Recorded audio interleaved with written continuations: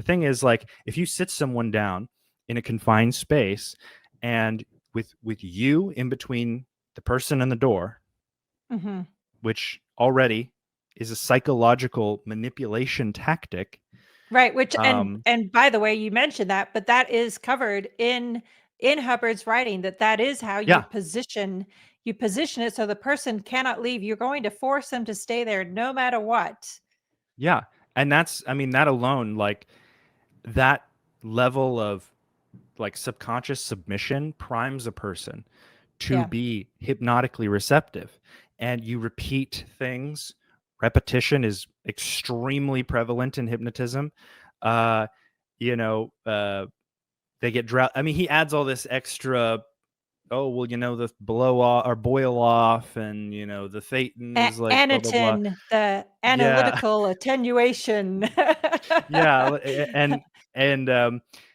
And you add all this stuff so that in the moment you can justify this process.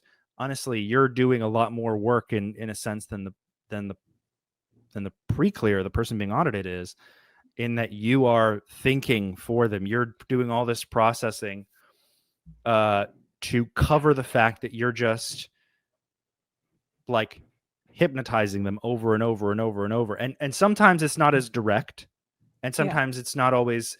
Sometimes it's simply for the purpose of like battering someone into a more receptive state psychologically. And Right. I think especially with the example in the show where it's an apology, it is this person sitting there unable to leave, you know, having to apologize over and over and over and over and over, and conditioned to, in a sense, feel sorry and to Yes, feel and shame for this thing. yeah, and to use the words given to them to apologize, which is ties back to the kind of a cross between ethics and Chinese school. Chinese school, obviously, you're Yeah. chanting the same thing over and over again, but the words are given to you.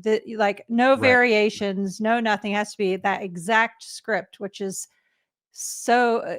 Again, that's you're right. That's a piece that has eerie parallels. Yeah, and I feel like if I put myself in the Scientologist shoes, I'd be like, oh, it's nothing like that.